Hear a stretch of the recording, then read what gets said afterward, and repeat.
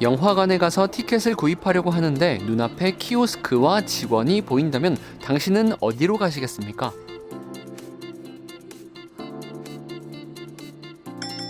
쇼핑을 하기 위해 오프라인 매장에 들어가면 손님 뭐 필요하세요? 이 제품은 어떠세요? 라고 말하는 친절한 직원을 마주하죠. 하지만 직원과 대면하는 것 자체가 부담스러운 경우도 있는데요. 인구와 세대 구조가 변화하고 디스플레이 화면 클릭에 익숙한 세대가 성장하면서 대면 관계를 꺼리는 소비자의 태도는 자연스러운 모습이 되어가고 있습니다. 이 같은 이들을 위해 언택트 서비스가 계속 증가하고 있는 것 같아요. 여기서 말하는 언택트란 접촉을 뜻하는 단어에 on이 붙어서 접촉하지 않는다 라는 의미인데요. 그러니까 소비 활동은 필요하지만 직원과 마주하는 것은 기피하는 현상이죠. 이처럼 불편한 소통 대신 편한 단절을 택하는 사람들을 일컬어 언택트족이라고 지칭하기도 합니다. 언택트족을 위해선 직원이 아닌 다른 기술의 접목이 필요할 텐데요. 매장 운영자의 입장에서는 관련 장비 도입과 함께 직원의 숫자를 줄여 운영의 효율성을 높일 수 있는 만큼 대화보다 클릭이 편한 이들을 위한 서비스는 계속 늘고 있는 것이 사실입니다. 대표적인 사례 중 하나는 역시 키오스크, 무인 안내 단말기입니다.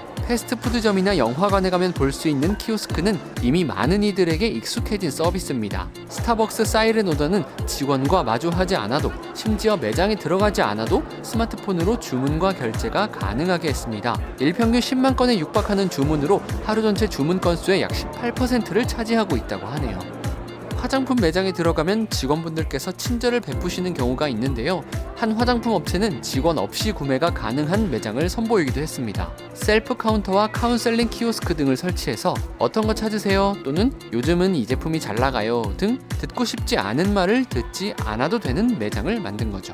그리고 제가 지난 콘텐츠에서 다룬 무인 편의점 역시 직원과의 대면 없이 물건을 살 수 있는 서비스라고 할 수 있죠. 지난 7월 현대카드와 현대캐피탈이 전 연령대를 대상으로 한 언택트 주요 가맹점의 매출을 집계한 결과에 따르면 언택트 서비스를 제공하는 점포의 평균 매출은 2017년 1월 67억 원에서 2019년 6월 359억 원으로 늘었다고 합니다. 이 같은 언택트 서비스의 흐름은 스타트업 업계에도 영향을 미치고 있는 것 같습니다. 스타트업 서비스 중 언택트족이 좋아할 요소가 숨어있는 몇 가지를 꼽아보자면 이렇습니다.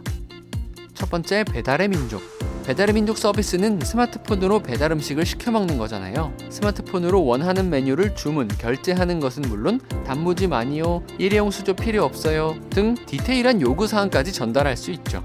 낯선 사람과의 통화가 불편한 그런 이들에게는 마음 편히 배달 음식을 즐길 수 있게 하는 서비스인 거죠. 그리고 추가로 배달원에게 음식을 문 앞에 두고 가주세요 라는 메시지를 남기면 그 누구와도 대면하지 않고 음식을 먹을 수 있습니다. 언택트족이 정말 좋아하는 포인트가 여기에 있습니다. 그리고 제가 지난 콘텐츠 제작을 위해 다녀온 우아한 형제들 메리고 키친의 경우도 식사를 마치고 나오기까지 사람과 대면하지 않아도 되는 곳이죠. 두 번째는 마켓컬리. 마켓컬리의 서비스는 신선식품 등을 주문 다음날 새벽에 집 앞으로 배송해주는 서비스죠.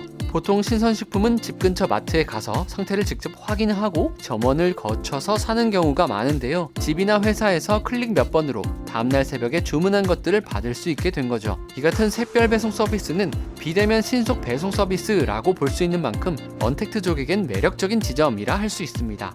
세 번째는 타다.